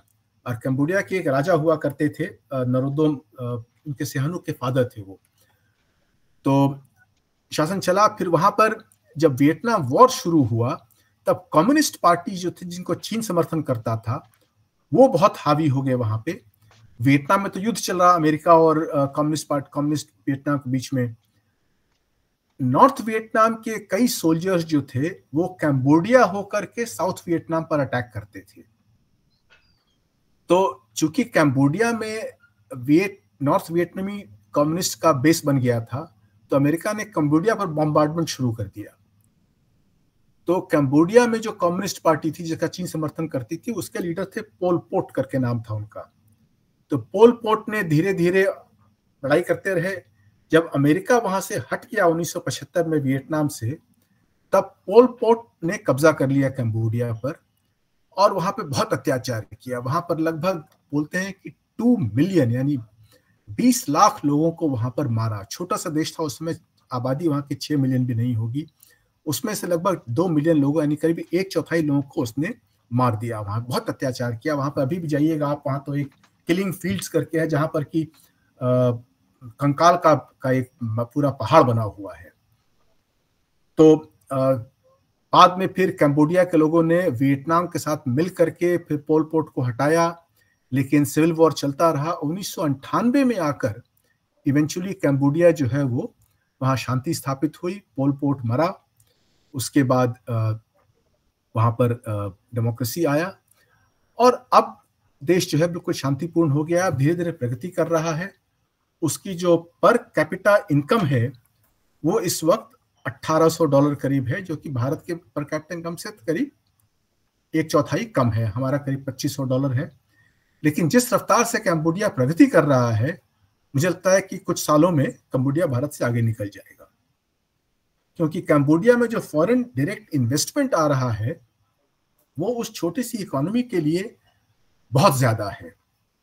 वहां बोलते हैं कि जो परसेंटेज जो है भारत में फिक्स्ड कैपिटल का परसेंटेज जो फॉरेन इन्वेस्टमेंट आता है वो 5% है, कंबोडिया में 55% है वो, यानी इतना कैपिटल बाहर से आ रहा है कंबोडिया में इस वक्त। तो इसलिए ये कोई आश्चर्य की बात नहीं होगी कि अगले 2-3 वर्षों में कंबोडिया भारत से आगे निकल जाए। जहां तक इंडिया के साथ संबंध का सवाल है, संबंध मधुर है, लेकिन इंडिया का इन्वेस्टमेंट वहां पर मंदिर में है, मंदिर में हम रिपेयर कर रहे हैं। एक्सपोर्ट्स पे हमारे बजाज 3 व्हीलर्स वहां पर खूब देखने को मिले, लेकिन उसके अलावा इंडियन प्रेजेंस सीमित है, जबकि चीन वहां पर बहुत कुछ बना रहा है। सीएम रिपोस ने पूरा एक इंटरनेशनल एयरपोर्ट बना के दे दिया कंबोडिया को, फनोम पेन का एयरपोर्ट बनाया और बहुत सारा इन्वेस्टमेंट कर रहा है चीन वहां पे। तो चीन का इतना इन्वेस्टमेंट हो रहा है कि अभी कम होने पर भी, चीन का इन्वेस्टमेंट काफी कम हो गया पिछले 2-3 वर्षों में, लेकिन अभी भी चीन वहां पर आर्थिक दृष्टि से बहुत ही मजबूत है और रहेगा भी, क्योंकि वो सब इलाका चीन अपना क्षेत्र मानता है। यद्यपि सांस्कृतिक रूप से चीन का वहां पर कोई किसी प्रकार का कोई प्रेजेंस कहना बहुत कम है। तो ये हुई कंबोडिया की बात। जहां तक वियतनाम का सवाल है, अच्छा एक और बात, खमेर की जो किंगडम था उससे भारत के संबंध बहुत पुराने थे, करीब 1st सेंचुरी एडी से भारत के साथ संबंध थे। और वहां के जो हमने नाम दिया था सूर्यवर्मन, ये लोग जो थे, ये बहुत लोग इंडिया से गए थे वहां शादी वादी किए, वहां सेटल कर गए, और रेगुलर ट्रेड रूट था between India and south east Asia, जिसमें कि कंबोडिया भी आता था। और जहाज जो थे वो उड़ीसा से निकलते थे या तमिलनाडु से निकलते थे, लेकिन चलते थे तमिलनाडु से। अगर उड़ीसा से निकलते थे तो उड़ीसा से आते थे पहले तमिलनाडु में वहां का पोर्ट का नाम याद पड़ रहा है, वहां से निकलते थे शिप्स और वहां से जाते थे ये मलक्का स्टेट्स होते हुए साउथ ईस्ट एशिया, और वहां से ट्रेड करते थे ये लोग। तो इंडिया से भी जाते थे, वहां से भी लोग आते थे। तो ये चलता रहा तब तक जब तक कि यूरोपियन नहीं आए, और यूरोपियन ने आकर के फिर ये हमारा जो ट्रेड रूट जो था इसको बिल्कुल ही बुरी तरह इसको तोड़ दिया, बल्कि और अपना फिर पोर्चुगीज, फ्रेंच, ब्रिटिश, इनका ट्रेड शुरू हो गया और हमारा ट्रेड खत्म हो गया। लेकिन प्राचीन काल से ये ट्रेड चल रहा था, कम से कम 1st सेंचुरी एडी से ये ट्रेड चलता था। दूसरी बात जो हमें ध्यान में आई वो है कि जो भी रिकॉर्ड्स हमें मिलते हैं कंबोडिया के, या तो कंबोडिया में मिलते हैं या चीन के लोग जो कंबोडिया घूमने आते थे वो लोग उनके जो रिकॉर्ड्स हैं वो देखने को मिलते हैं, और उसमें काफी कुछ उन्होंने लिखा है चीनी यात्री जो आया करते थे। इंडिया में हमें तो अभी तक कोई ऐसा स्रोत नहीं मिला है कि इंडिया से हमें मालूम हो कि इंडिया में कोई जिक्र किया हो कंबोडिया का। हमारे इंस्क्रिप्शंस में, हमारी किताबों में होगा जरूर कहीं ना कहीं, लेकिन कम से कम ट्रांसलेट तो नहीं हुआ है। अब जैसे कंबोडिया के लोग अब जब अपने देश का नाम लिखते हैं संस्कृत में, तो वो लिखते हैं कंबुज देश या कंबुजा देश। जो चीनी लोग हैं वो लिखते हैं फूनान मतलब दक्षिण का फू देश, वो लोग लिखते हैं। लेकिन इंडिया में ऐसा कोई हमें नहीं मिलता है जहां पर कि लिखा हो कि हमारे यात्री वहां गए और वहां पर जाकर के उन्होंने ये नाम था। बल्कि कंबोज, जो हमारे यहाँ जो कंबोज मानते हैं, वो कंबोज हम मानते हैं अफगानिस्तान के आसपास, पंजाब, उत्तर पश्चिमी भारत में कंबोज देश था। लेकिन इस देश को भी लोग कंबुजा देश बोलते थे। तो हो सकता है कि वहां से कुछ लोग गए हो, जाकर उन्होंने इसका नाम रखा हो कंबुजा। लेकिन हमारे यहाँ ऐसी कोई किताब नहीं मिलती जिससे कि हम इसका हम कर सकें कि हमारे यहाँ से किस प्रकार कौन कौन गया था, वहां पर किस प्रकार के संबंध थे, जो भारतीय स्रोतों से हम उसको निकाल सके। ये बात हुई कंबोडिया की। जहां तक वियतनाम का सवाल है, वियतनाम तो एक बहुत ही रैपिडली डेवलपिंग कंट्री हो गया है। उसका पर कैपिटा इनकम अब इंडिया से लगभग दुगना तो नहीं है, लेकिन लगभग दुगना हो चुका है, और उसका ग्रोथ रेट भी कहीं ज्यादा हो गया है भारत से। तो वियतनाम तो जबकि वियतनाम अभी 1975 तक लड़ाई लड़ रहा था अमेरिका से, अभी पिछले 45 वर्षों में बहुत आगे निकल गया है, और वहां पर भी फॉरेन इन्वेस्टमेंट खूब आ रहा है। जो हमने कहा था कि foreign investment as a percentage of the gross fixed capital, जो भारत में 5% है, कैम्बोडिया में 55% है, वियतनाम में 15% है, मतलब भारत का तिगुना हो गया। As a percentage of FDI अगर लेते हैं आप, तो वो भी वियतनाम का भारत से ज्यादा है। As a percentage of GDP India का 1.5% है और वियतनाम का 4.5% है, यानी तुलनात्मक दृष्टि से तिगुना है। इन ग्रोस टर्म्स इंडिया में एफडीआई करीब 50 बिलियन का मानते हैं, और वियतनाम में 18 बिलियन गिनते हैं लोग। तो बहुत ज्यादा एफडीआई वहां पर आ रहा है। उसी कारण वियतनाम का जो प्रोडक्टिविटी है बहुत बढ़ रही है। वियतनाम में भी एक देश हुआ करता था, एक इलाका है जो मध्य वियतनाम में है, उसका नाम चंपा था। तो उसमें लोग कहते हैं कि चाम लोग जो थे, ये संस्कृत चंपा से या चंपक से आया है, लेकिन कुछ लोग कहते हैं कि नहीं, ऐसा नहीं है, वो चाम वहां के लोग तो अपना चाम बोलते थे। लेकिन हाँ, ये है कि वो भारत से बहुत ही प्रभावित थे, और वहां भी हिंदू धर्म बहुत था। और वहां पे दानांग करके एक जगह है मिडिल सेंट्रल वियतनाम में, उसके पास उनकी पुरानी राजधानी थी, जिसका नाम उस समय इंद्रपुरी था। ये उनके रिकॉर्ड्स में है कि उसका नाम इंद्रपुरी था। आजकल उसे डोंग डुआंग करके नाम बोलते हैं। तो वहां पर कुछ रिमेन्स हैं बौद्ध। लेकिन चाम लोग जो है, अपने जब 12वीं शताब्दी में जब चाम था और खमेर था, तिनका आपस में बहुत झगड़ा हुआ करता था, और अंकोर वट में दोनों के युद्ध की मूर्तियां भी की चित्रकारी भी है।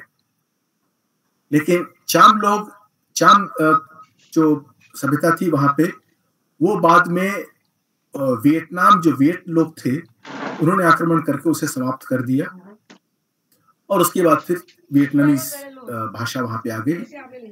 वियतनामीज भाषा की लिपि अब रोमन लिपि में लिखते हैं वो लोग, लेकिन करीब 100 साल पहले तक वो लोग चीनी भाषा में लिखा करते थे। तो चीनी भाषा तो लिखने के लिए, चीनी भाषा तो केवल सिंबॉलिक होता है, अल्फाबेटिकल नहीं है चीनी स्क्रिप्ट, लेकिन उसी से वो अपना काम चलाते थे।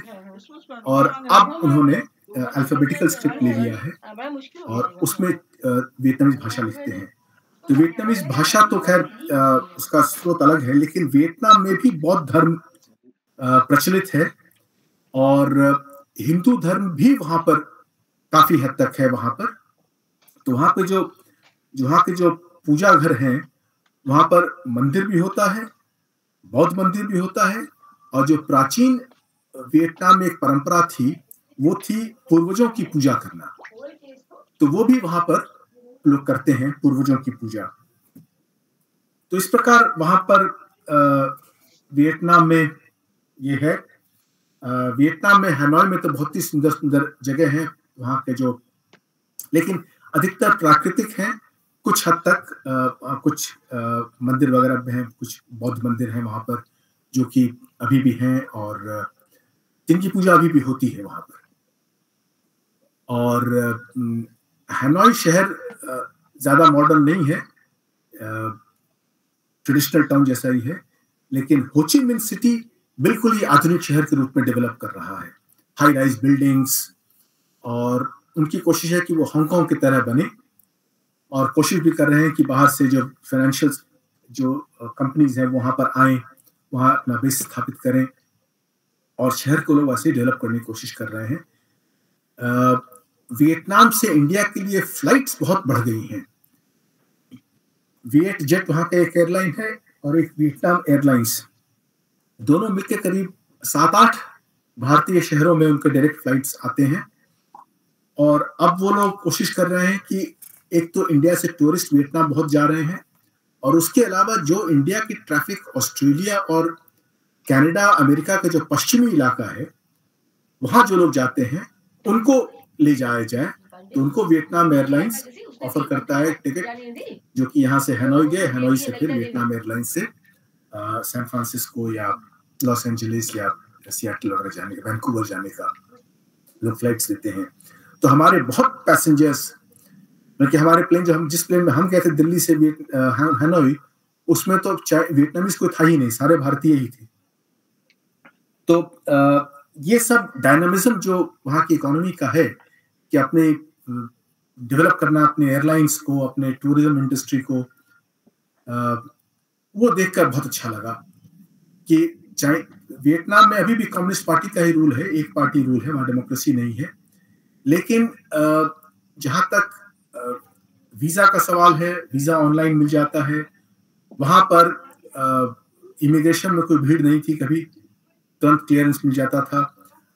पुलिस प्रेजेंस नॉमिनल ही था, लेकिन लोग बहुत डिसिप्लिन और धीरे धीरे बहुत ही मॉडर्न हो रहे हैं, सब डेवलपमेंट बहुत बहुत तेजी से हो रहा है। तो ये सब देख के बहुत अच्छा लगा एक स्तर पर कि ये देश जो कि अभी कुछ दिनों पहले तक लड़ाई लड़ रहे थे आपस में ही या विदेशियों के साथ, अब इतनी जल्दी इतनी तेजी से प्रगति कर रहे हैं। लेकिन चीन के साथ जो उनके संबंध है वो बड़े मजेदार संबंध हैं। एक और उन्हें चीन से डर लगता है, खास करके वियतनाम को। वियतनाम का टेरिटोरियल डिस्प्यूट भी है चीन के साथ। बहुत सारे आइलैंड्स हैं गल्फ ऑफ थाईलैंड में, गल्फ ईस्ट चाइना सी में, साउथ चाइना सी में, जो डिस्प्यूटेड है बिटवीन वियतनाम एंड चाइना। तो एक और उनके डिफरेंसेस बहुत हैं, लेकिन जहां तक ट्रेड और इन्वेस्टमेंट का सवाल है उसमें बहुत तेजी से प्रगति हो रही है। और जो इन्वेस्टमेंट चाइना का वियतनाम में है वो भारतीय इन्वेस्टमेंट से कति गुना है, और ट्रेड भी करीब 10 गुना है। इन्वेस्टमेंट तिगुना ही नहीं, ज्यादा है इन्वेस्टमेंट इन वियतनाम, नहीं तिगुना है, और ट्रेड भी करीब 10 गुना है हमारे ट्रेड से, इंपोर्ट एक्सपोर्ट दोनों। तो एक और राजनीतिक संबंध खराब होने पर भी उनके आर्थिक संबंध बहुत मजबूत हैं, और उसका चीन पूरा फायदा उठाता है। अभी चीनी कंपनी, अब चीन चूंकि सैंक्शंस में आ रहा है अमेरिका के, तो कई चीनी कंपनी हैं जो कि चीन के बाहर अपना प्रोडक्शन बेस स्थापित करना चाहती हैं, और वो वियतनाम में कर रही हैं, और वियतनाम उनको पूरी तरह से प्रोत्साहन भी दे रहा है। और वियतनाम के कुछ कंपनी अब भारत में भी इन्वेस्टमेंट करना चाहते हैं, और भारत वो घूम रहे हैं भारत में इन्वेस्ट करने के लिए। और भारत की तो खैर पॉलिसी है एक्ट ईस्ट पॉलिसी, जिसके तहत कि भारत चाहता है कि इनके साथ संबंध सुधारे और मजबूत करे आर्थिक और व्यापारिक संबंध। लेकिन हमारी अपनी आर्थिक नीतियों के कारण, और बहुत बड़ी कारण है कि उसमें जो प्रगति हो रही जितनी होनी चाहिए उतनी नहीं हो रही है। लेकिन उम्मीद है कि आगे और प्रगति होगी। खास करके हम लोग जो एफटीए तो एक है भारत का आसियान के साथ, उसे थोड़ा सा और मजबूत करने की जरूरत है ताकि ट्रेड और बढ़ सके। ताकि मैं ही रुकूंगा, आपको क्या काफी देर हो गया, मैं करीब 30 मिनट बोल रहा हूँ। तो आई होप मैंने कुछ काम की बात कही होगी आप लोगों को। बहुत अच्छा लगा, बहुत अच्छा लगा। और इतनी शांति से आपने हम लोगों को घर बैठे हुए आपने कंबोडिया घुमा दिया, वियतनाम घुमा दिया, थाईलैंड घुमा दिया। अब इससे बढ़िया और क्या हो सकता है? ये हम लोग का इतना अच्छा सौभाग्य है। और उसके पीछे की कहानी भी आपने सब बता दी, ऐसा क्यों हुआ, ऐसा कैसे हुआ, उनसे हम लोगों का संबंध भी कैसा है। और इतने सुंदर और इतने सिंपल शब्दों में आपने घर बैठे हुए पूरे दुनिया की दर्शन करा दी। और एक चीज और लास्ट में हम पूछना चाहेंगे कि हम लोगों के कल्चर में और उन लोगों के कल्चर में, बाहरी लोगों के कल्चर में क्या बेसिक डिफरेंस है। मंदिर की पूजा वगैरह वो लोग भी करते हैं, और इतना सुंदर आपने उसके बारे में बताया कि हमारे यहाँ एक कलुषित वातावरण रहता है और उन लोग के यहाँ एक स्वच्छ और उन्मुक्त और प्रेम का वातावरण रहता है। आखिर बुनियादी हमने भी जहाँ जहाँ गया, थाईलैंड हम भी गए थे, तो हमने बहुत सुंदर वातावरण देखा और वो लोग अपने प्रारब्ध में बहुत खुश रहते हैं। और हम लोगों के यहाँ लूट खसोट और ये सब, क्या मतलब ये तनाव का कारण क्या है? ये तो बहुत मुश्किल है। हाँ। तनाव का कारण क्या है, लेकिन एक बात जैसा हमने कहा ना कि एक स्तर पर हमारे यहाँ बहुत तनाव में झगड़ा होता रहता है, लेकिन जिस प्रकार के का कत्लेआम वहां पर कैम्बोडिया में पोल पोट के समय हुआ, अच्छा, वो तो मतलब अमानवीय है बिल्कुल।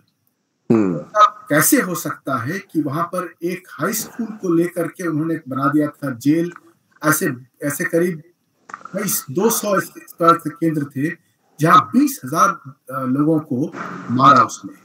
अच्छा, एक हाई स्कूल को लेकर के वहां पर आप इस तरह से शोषण करना कि देख नहीं सकता है उस तरह का। और वो अभी हाल में हो रहा था, मतलब 1975 से 1979 तक की बात है, जब पोल पोट वहां शासन में था।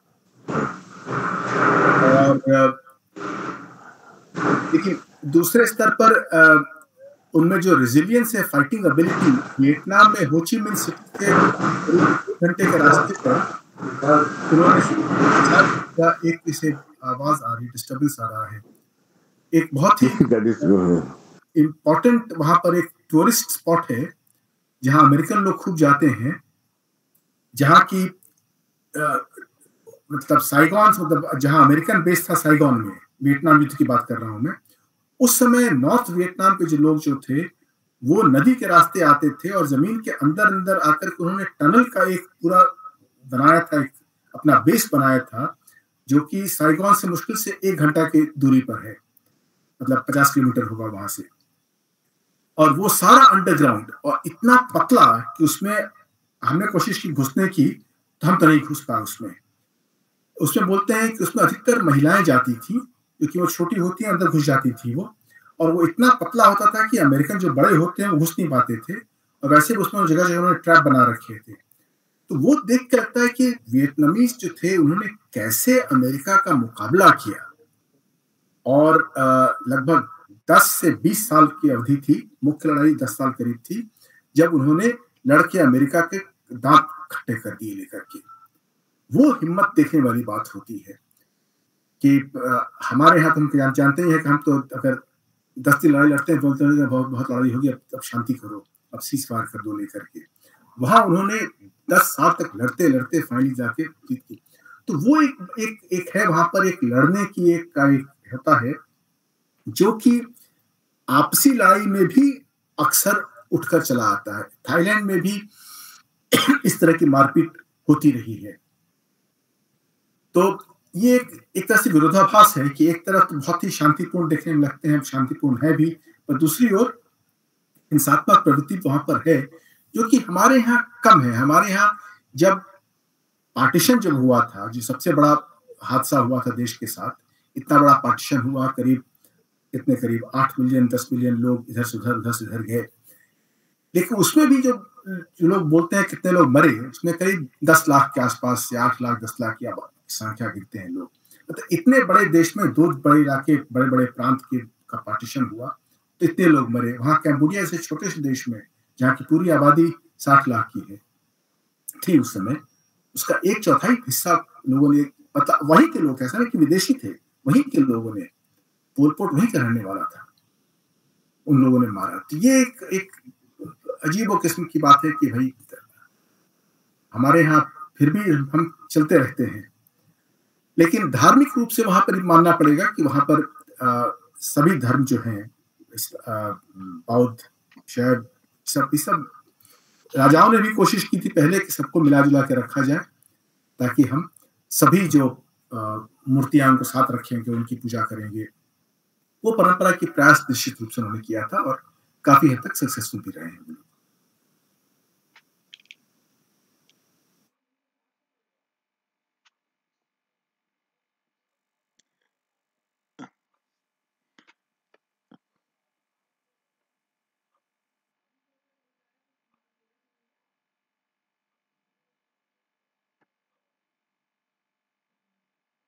सर मेरा एक सवाल आपसे ये था कि सर जैसे आपने बताया बहुत अच्छा सर, आपने बताया और अमिताभ जी ने उसको सपोर्ट किया बड़े सरल भाषा में कि वियतनाम, कंबोडिया और थाईलैंड क्या-क्या है वहाँ पे, और प्रेजेंटेशन भी आपका जो फोटोग्राफ से बहुत ही बेहतरीन। तो क्या जैसे कि आपने बताया कि वहाँ पे कंबोडिया के अंदर आज भी शिव जी की, विष्णु की और बौद्ध की पूजा हो रही है, बौद्ध उनका मेन धर्म है। तो वहाँ पे क्या कुछ हिंदू आबादी है कंबोडिया में जो हिंदू धर्म के अनुसार से पूजा करती है? देखिए, हिंदू धर्म के अनुसार तो कहना मुश्किल होगा, लेकिन हिंदू देवी देवता जो है उनकी पूजा होती है। अब जैसे बुद्ध की तो पूजा होती है, अब नंदी की पूजा आपने देखी जी कि नंदी की पूजा करते हैं लोग, शिवलिंग की पूजा करते हैं लोग। जी जी वहां पर एक मंदिर में गए थे तो वहां पर मूर्ति बुद्ध की थी और उसके बगल में एक शिवलिंग था जहां पर के लोग पानी गिरा रहे थे और उस पानी को लेकर लोग हाथ से लेकर के उसे चरणामृत के रूप में उसे पी रहे थे। अच्छा सर। तो ये परंपराएं अलग अलग होती हैं, पूजा की प्रणाली अलग अलग होती है, लेकिन अब भेंट चढ़ाने की परंपरा वहां भी है, अगरबत्ती धूप जलाने की परंपरा वहां पर है, अगरबत्ती जलाते हैं लोग या फिर कुछ फल वल ला के रख देते हैं नंदी के सामने, ये परंपरा है। लेकिन संस्कृत में अब कोई मंत्रोच्चारण विधि करने के मेरे ख्याल से परंपरा वहां पर, मुझे इतना ज्ञान नहीं है, लेकिन मेरे ख्याल से नहीं है। तो कंबोडियन लोग का धर्म कौन सा है? अगर पूछिएगा उनसे तो अपने आप को बौद्ध कहेंगे। बौद्ध कहेंगे। अच्छा, बहुत अच्छा। हमारे बाकी पार्टिसिपेंट्स को पूछना चाहेंगे? बाकी पार्टिसिपेंट्स पूछिए, एकदम खुल के बोलना सीखिए। और अभी जितना अभी की रिकॉर्डिंग भी आपको मिल जाएगी, तो आपको जो नहीं समझ में आया या कुछ और समझना चाहते हो पूछिए भी, और बाद में रिकॉर्डिंग खोल के भी देखिएगा। हर दिन नया चीज देखने को मिलेगा। हाँ, ये अजय कुमार श्रीवास्तव साहब, आपका भी थोड़ा सा 2 लाइन सुनना जरूरी है आज के इतने सुंदर प्रोग्राम के लिए। अजय श्रीवास्तव साहब, अजय श्रीवास्तव साहब, हाँ आपके भी। हाँ, बहुत अच्छा, बहुत अच्छा, रौनक आ गया। बहुत बहुत धन्यवाद, बहुत अच्छा रहा। और मतलब बड़ा अंश तो मैं नहीं सुन पाया, बहुत बहुत ज्यादा थका हुआ था और मुझे नींद आ गई थी। अच्छा, 6:30 बजे लौटा, अमिताभ सर से बात हुई थी, लेकिन मैं बिल्कुल नींद में डूबा हुआ था किसी तरह से। थोड़ा सा, और बिल्कुल एकदम सही, जितना भी सुना 25% सुना, बिल्कुल वही महसूस किया। अभी मैं क्रिसमस वेकेशन में वहां था थाईलैंड में, और फिर उसके बाद 2 हफ्ता बाद फिर वियतनाम गया, कॉन्फ्रेंस में एक सेशन चेयर करना था मुझे। तो पहले से मैं अपनी प्रश्नावली तैयार करके रखा था कि वहां के समाज को देखो, कैसे वहां का समाज काम करता है। तो बिल्कुल वही लगा कि सर ने जो बताया, लगा कि बिल्कुल वही चीज जो मैं अनुभव किया। बहुत अच्छा लगा। लोगों में धर्म के प्रति बहुत अनुशासन है और धर्म का सम्मान भी करते हैं। सभी धर्मों का सम्मान करते हैं। थाईलैंड में जैसे पटाया में एक है statue of century of truth, वो पूरी तरह से हिंदुइज्म का, वो पूरा वुड का स्ट्रक्चर है। सर आपने देखा होगा दिलीप सर, बहुत ही स्ट्रक्चर है। उसका फोटो मैं इस ग्रुप में शेयर कर सकता हूँ। वहां तो लगा कि सुबह से लेकर शाम तक रहने का है। इतनी पूरा ये टेम्पल लकड़ी का बना हुआ है, और पूरा हिंदुइज्म का रामायण से लेकर महाभारत सब कुछ उसमें इंगित किया हुआ है लकड़ी की बनी हुई मूर्तियों के थ्रू। और वहां के जो लोकल गाइड्स वगैरह भी हैं, वो लोग भी जब समझाते हैं कोई बात टूरिस्ट्स को, तो इतने हिंदुइज्म के प्रति इतना सम्मान रहता है कि, और हर चीज में रिफ्लेक्ट कराते हैं कि ऐसा हुआ तो बच्चों को पेरेंट्स के साथ कैसा ट्रीट करना चाहिए, ऐसा हुआ तो बड़ों को किस तरह बच्चों को स्नेह देना चाहिए। मतलब हर एक चीज में तो ये चीज बहुत ही अच्छा लगा। फिर वियतनाम में तो मैं काफी लोगों से इंटरव्यू भी लिया कि आखिर है क्या चीज कि वियतनाम ने अमेरिका वालों को पीछे छोड़ दिया लड़ाई में। तो उसमें ये हुआ कि हनोई पर एक अमेरिकन एयरशिप ने बॉम्बिंग किया था काफी, और उसके बाद वो एयरक्राफ्ट डैमेज हो गया, उसका पायलट सुरक्षित बच गया। तो उसको वियतनाम वालों ने मारा नहीं, उसको बल्कि लेकर ठीक से ट्रीट किया, घायल अस्पताल में एडमिट किया, फिर 5 स्टार होटल में बहुत दिन वो रखे, और जिस सम्मान के साथ उसको रखा गया वहां पर, उसके बाद ये हो गया कि मतलब अमेरिकन को महसूस हुआ कि नहीं, वियतनामीज लोग ऐसे नहीं हैं जिनके प्रति हमें लगातार वॉरफेयर करना चाहिए। तो ये मेरा हिस्ट्री या ऐसा पॉलिटिकल साइंस बैकग्राउंड नहीं है, लेकिन हमारे दिल की इच्छा थी वो सब जानने की। तो बहुत सारे लोगों से, मतलब वहाँ के एजुकेटेड क्लास से भी, और कॉमन मैन से भी, और वेजिटेबल सेलर से लेके हर से मैंने काफी एग्जॉस्टिव इंटरव्यू लिया। तो उसका मेरा ये मेरा पर्सनल फीलिंग है सर। बहुत अच्छा फीलिंग आपने शेयर किया, और अपने दुश्मन का भला करके और फिर उसके दिमाग में ये लाना कि भाई देखिए इनसे लड़ाई करना अच्छा नहीं है, एक बहुत अच्छा मैसेज आपने दे दिया कि बातों बातों में, और इतना सुंदर मैसेज दिया जिसको हम लोग सीख सकते हैं कि किसी का बुरा नहीं करें और बुरा करने वाले का भला, और किसी उसको और दूसरे का भलाई करें। इसी से अमेरिकन वियतनाम लड़ाई शांत हो गया। हाँ, ये एक आपने दिल को छूने वाली बात कह दिया जैसे साहब। और बाकी लोग और कुछ बोलना चाहेंगे? नहीं तो हम खान साहब से अपनी अमृत बानी बोलने को कहेंगे। जोशी साहब और कुछ बोलना चाहेंगे? जोशी साहब। नहीं, बहुत अच्छा जोशी सर ने साहब बताया, बहुत अच्छा बताया। अमिताभ जी, आप भी बैंकॉक में रहे और आसपास आपने देखा होगा, तो जैसा सर ने कहा कि वहाँ पे बहुत खुशहाली है, लोग काम भी करते हैं, और टूरिस्ट जो वहाँ पे जाते हैं वो बहुत कुछ वहाँ आनंद का अनुभव करते हैं, बहुत कुछ वो देखते हैं कि किस तरह की हॉस्पिटैलिटी वहाँ पर है, और जो सी ब्रीचेस हैं वहाँ भी काफ़ी टूरिस्ट आते हैं। तो सर ये आपसे क्या वहाँ पे जैसे कि वियतनाम को ले लें और थाईलैंड को ले लें, तो इन दो कंट्रीज का इंडियंस को लेके क्या उनका पर्सपेक्टिव है? क्या वो इंडियंस को कुछ पसंद करते हैं या एक डिस्टेंस बनाना चाहते हैं comparative to China? Dilip Sinha sahab. Mixed feeling होता है जी हाँ। क्योंकि एक स्तर पर इंडियन टूरिस्ट बहुत संख्या में जा रहे हैं, थाईलैंड में तो बहुत ही ज्यादा है, वियतनाम में भी बहुत लोग जा रहे हैं। तो इंडियन टूरिस्ट को वेलकम करते हैं लोग, और इंडियन टूरिस्ट बिहेव भी ठीक से करते हैं, पैसा भी खर्च करते हैं, इसके इकोनॉमी को फायदा होता है, तो उसमें बिल्कुल ही दो मत नहीं है। लेकिन at the same time India से अब ऐसे भी लोग निकलते हैं जो वर्किंग क्लास के निकलते हैं, जिनका मेन होता है पर्पस से कहीं जाके काम करना शुरू कर दें, या किसी तरीके से अमेरिका पहुंच जाएं, कनाडा पहुंच जाएं। तो इस किस्म के लोग भी बहुत जाते हैं, तो इससे छवि खराब भी होती है।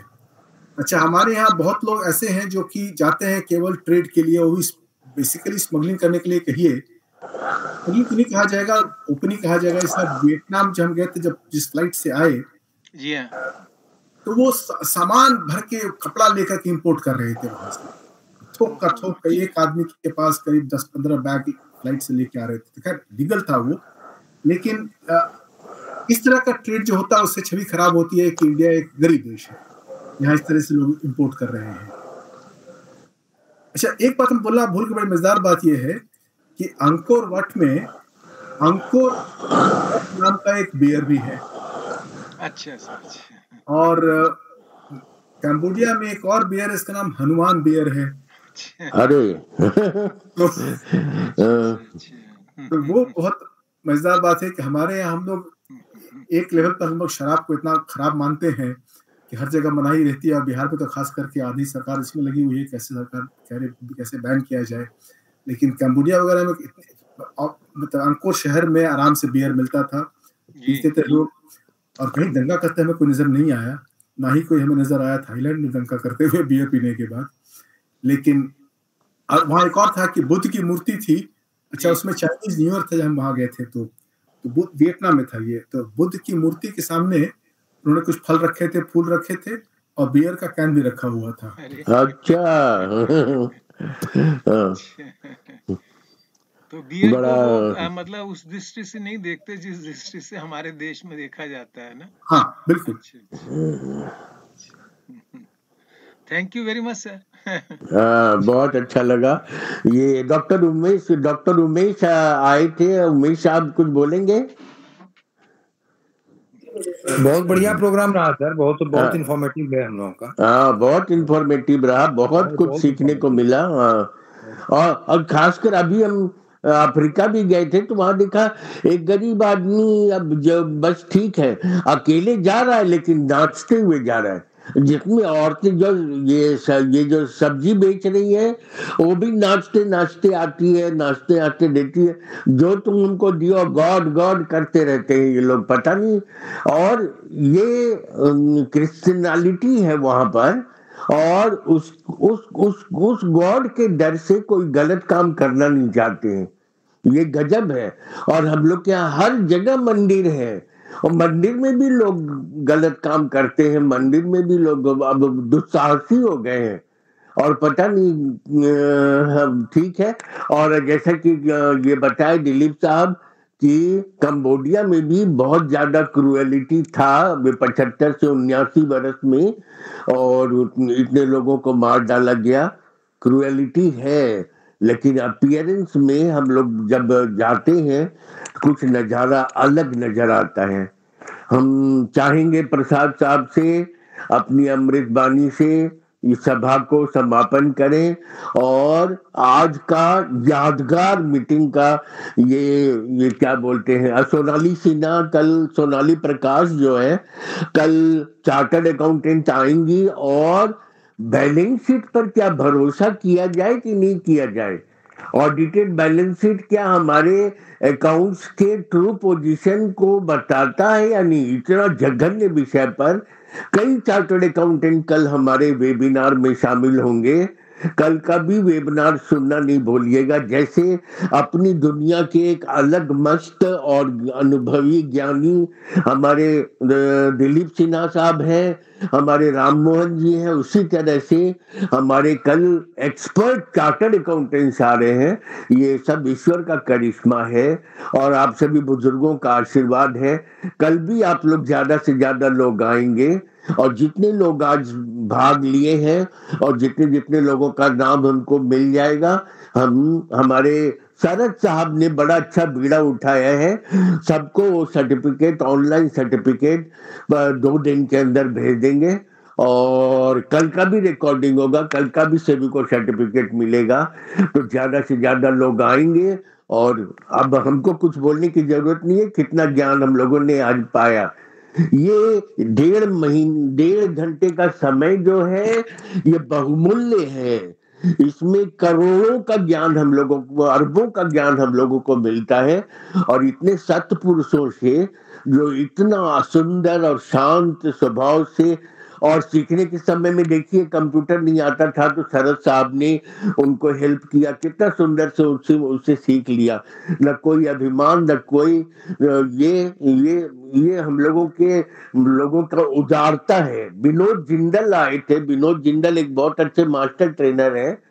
तो ठीक है, अभी तो लेफ्ट कर गए, तो मैं प्रसाद साहब, ये चंद्रेश्वर खान साहब से निवेदन करूंगा कि आज का समरी करते हुए और सभा का समापन करने की इजाजत दें। और अमृत बानी बिना शायद ही ये सफल नहीं होता है। प्रसाद साहब को हमने मिस किया, तो चंद्रेश्वर खान साहब। धन्यवाद, बहुत बहुत धन्यवाद दिलीप साहब को, और अजय जी ने जो जोड़ा, और जोशी साहब ने, अमिताभ जी, सभी ने जोड़ा। आप ये देखेंगे कि मैं इस तरह से देख रहा था कि एक बहुत ही उच्च कोटि के डिप्लोमेट जिन्होंने अमेरिका, चाइना, रूस में भारत के राजदूत, कई देशों में राजदूत रहे हैं, पाकिस्तान जो दूसरे तरफ देखा जाता है, और एक नहीं वहां गए थे, उसको देखने की दृष्टि से किस पारखी नजर से उनको देखा, समझा। क्योंकि सामान्यतया क्या होता है कि लोग कुछ जगह जाते हैं, जो सर्वत्र छाया हुआ है, वो यदि किसी चुने हुए जगह में जाएं, चुनी हुई चीजों को देखें, तो उससे जो निकल करके आता है, छन करके आता है, वो एक व्यापक सत्य होता है। मैं आपको धन्यवाद दूंगा, और जो लोग सुन रहे हैं उनसे आग्रह करूंगा कि कुछ अनकही बातें हैं कि चीन अभी फायदा उठा रहा है, लेकिन जब हमारा इतिहास उससे जुड़ा रहा, तो समय पर जो हम लोगों को करना चाहिए था, आस पड़ोस या जहां भी हमारे संबंध रहे हैं, उस समय में सीमाओं के बावजूद, बाधाओं के बावजूद लोग पहुंचे। अब जब सुविधाएं बढ़ गई हैं, अपेक्षाएं बढ़ गई हैं, और बहुत सारा उम्मीदें भी बढ़ी हैं, बहुत सारे अवसर भी आए हैं, एक ऐसा समय है जब एक डिप्लोमेट बोलते हैं कि उन चीजों को देखा जाना चाहिए, तो हम सभी मिलकर के इसको देख सकते हैं। और जहां जाएं तो न सिर्फ एज ए टूरिस्ट, यात्री के रूप में नहीं जाएं। दोनों व्यक्ति ने जो शेयर किया कि वहां हमारी लर्निंग क्या हुई, किस तरह से कनेक्शंस हैं, किस तरह से वो कनेक्शंस कुछ बन रहे हैं, कुछ टूट रहे हैं, सारी चीजों को माननीय दिलीप साहब ने जिस तरह से निचोड़ करके रखा, उसके लिए हम जितना इनको धन्यवाद दें वो कम दें। खुद भगवान बुद्ध ने जब बोले कि निर्माण प्राप्त हुआ, तो उन्होंने किसी को ये नहीं बताया था कि क्या प्राप्त हुआ, क्या ज्ञान मिला, वो बस चलते गए, जिसको वेद में बोला गया है चरे वेती चरे वेती। कहीं वर्णन नहीं आता है कि उनको क्या विशुद्ध ज्ञान मिला। कहानियों के माध्यम से, कथानक के माध्यम से और बड़े सरल तरीके से चीजों को बढ़ाया। तो आज का धन्यवाद सर जो मैं आपको देना चाहूंगा वो ये था कि जब भगवान बुद्ध से पूछा गया था, आनंद ने पूछा था कि बनते आपके बाद कौन, तो उन्होंने प्रत्युत्तर में दिया था कि हमसे पहले कौन था। पहले या बाद में वो प्रश्न नहीं है, प्रश्न ये है कि अत्र दीपो भवो अत्र दीपा विहरति, कि हम सभी अपने आप में एक दीप हैं, वो बुझेगा या प्रज्वलित होगा, इसके लिए हमें प्रयास करना है, जानना है, सीखना है और उस काम को करना है। जीवन में कई सारे विरोधाभास रहते हैं, उन बाधाओं के बावजूद आपने बहुत बड़ा एनालिसिस किया कि जब हम ऊपर से चाहे कितने भी बने, आंतरिक क्रूरता यदि है तो वो किस समय में उभर जाएगा इसका कोई ठिकाना नहीं है। तो उस अंतर तम को कैसे हम छुएं, कैसे हम परखें, इन चीजों पर काम करना, इन चीजों के विषय में लोगों को बताना, आपने जो बताया है वो अमूल्य है, जो अमिताभ जी ने कहा। और इसी तरह से आप तो बराबर कहीं जाते हैं तो जाने के बाद में यहाँ से वियतनाम जाने का सुगम रास्ता कलकत्ता से होगा या दिल्ली से? दोनों जगह सर कलकत्ता से 10 बजे फ्लाइट है, 2.5 घंटे का जर्नी है हनोई। हनोई, अच्छा। कलकत्ता से 2.5 घंटा हनोई है, और वही इंडिगो फ्लाइट जो है हनोई से लौट के आ जाता है। मेरा बेटा एक दिन बोल रहा था कि उसका वियतनाम जाने का मन है, तो इसीलिए हमने पूछा कभी जरूरत पड़ेगी तो आप दोनों आदमी से बातचीत करेंगे। आप बिल्कुल जुड़े हुए हाथ, झुके हुए माथे और खुले हुए दिल से मैं इस काम को करता हूँ, और पूरा का पूरा वक्तव्य दिलीप साहब ने और अजय जी ने भी जो समय लिया, दिलीप साहब ने बिल्कुल, अमिताभ जी ने ठीक कहा कि आंख के सामने से वो मंदिर गुजर रहे थे, इतने भाव विभोरा हो गए। अंदर में ये भावना और साधना लाने के लिए पिछले 1.5-2 घंटे से आपको बहुत बहुत धन्यवाद, साधुवाद, प्रणाम। आप समय के बहुत पक्के हैं, तो इसीलिए मैं अधिक समय नहीं लूंगा। बहुत बहुत धन्यवाद सभी को। बहुत बहुत धन्यवाद, बहुत अच्छा। और एक करबद्ध प्रार्थना करूंगा, प्रार्थना या अनुरोध करूंगा कि दिलीप साहब हमारे वेबिनार में आते रहें। हम लोग सुनना चाहेंगे हमेशा आपको, और अजय साहब ये लोग अनमोल रत्न हैं, हम इन लोगों को खोना नहीं चाहेंगे। हम सभी का धन्यवाद ज्ञापन करते हैं। नैनी शर्मा ने नैन्सी शर्मा ने इसको पसंद किया है, लेकिन कुछ बोलना चाहिए था, लेकिन ठीक है, कल के मीटिंग में हम लोग फिर शामिल होंगे और एक बहुत गहन विषय पर हम लोग देखना चाहेंगे कि भाई साहब, हम जो बैलेंस शीट देखते हैं, हमारे चार्टर्ड अकाउंटेंट उसको साइन करते हैं, उस पर कितना भरोसा किया जाए और उस पर कितना भरोसा करके अपना इन्वेस्टमेंट किया जाए, और आज के वातावरण में चार्टर्ड अकाउंटेंट को कैसा रोल करना चाहिए। बहुत से चार्टर्ड अकाउंटेंट आएंगे, हम लोग कल सुनेंगे 7 बजे से। हम चाहेंगे कि सबको ही हम लोग आएं और आकर के और इस सभा को और रौनक ला दें और अपना ज्ञान भी बढ़ाएं। सभी को प्रणाम। चंद्रेश्वर खान साहब, जोशी जी और सारे अजय साहब, सबको नतमस्तक। और ये दिलीप साहब को तो कुछ वर्ड ही नहीं है हमारे पास, हम इतने उनके आभारी हैं, कुछ कह नहीं सकते। हम लोग फिर कल मिलेंगे 7 बजे। प्रणाम। और मैं चाहूंगा आज जितने लोग हैं सब लोग शामिल हो। थैंक यू अजय कुमार साहब बहुत थक गए हैं, लेकिन कल भी जरूर रहिएगा। जोशी जी, आप एकदम मीटिंग में एक जान डाल देते हैं, थोड़ा प्रश्न करते हैं। हाँ, बहुत अच्छा। हाँ, लाभान्वित होता हूँ। बहुत अच्छा, लाभान्वित हुआ आज, और रिक्वेस्ट करूंगा कि सर से फिर कभी किसी अन्य विषय पे वार्ता करें। नहीं, सर का याद आता रहता है, और सर के बात को सुनने के लिए प्रसाद साहब भी तड़पते रहते हैं, और हम असल में आज का प्रोग्राम उनके वजह से ही हुआ।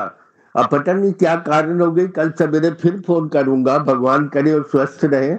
बेचारे बहुत कष्ट में रहते हैं, बोलते हैं कि असहनीय कष्ट होता है अमिताभ जी, ऐसा शब्द बोलते हैं वो, जैसे उपमा श्रीवास्तव बोलती थी।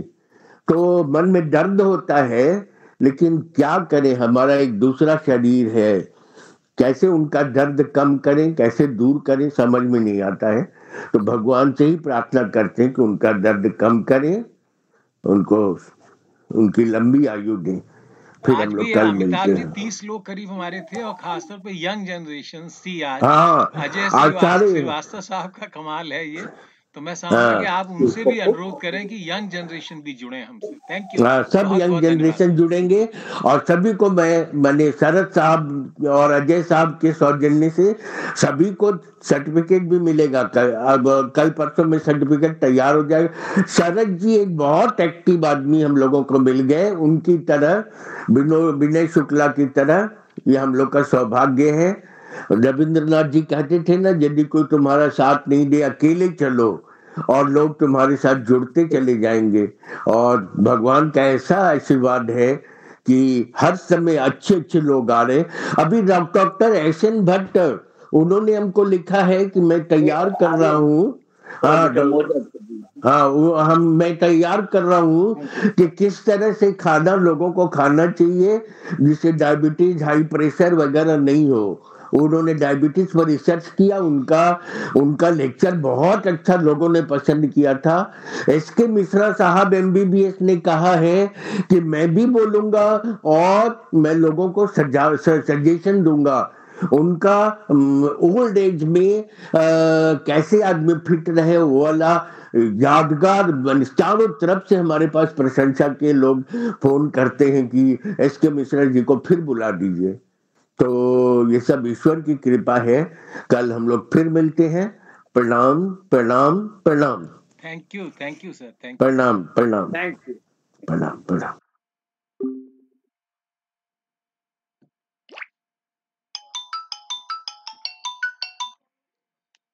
हेलो चौधरी साहब, क्या हाल है?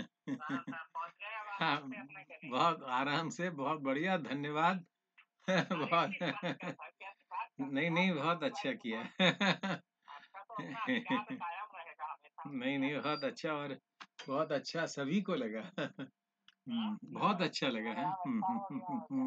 बहुत अच्छा हो गया। और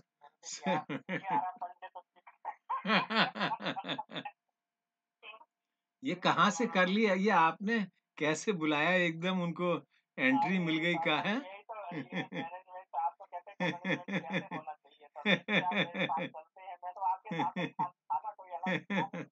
नहीं, बहुत अच्छा लगा मुझे ना, ऐसे कि एंट्री जाते ही उसने एकदम एंट्री दी पुलिस वालों ने, और एक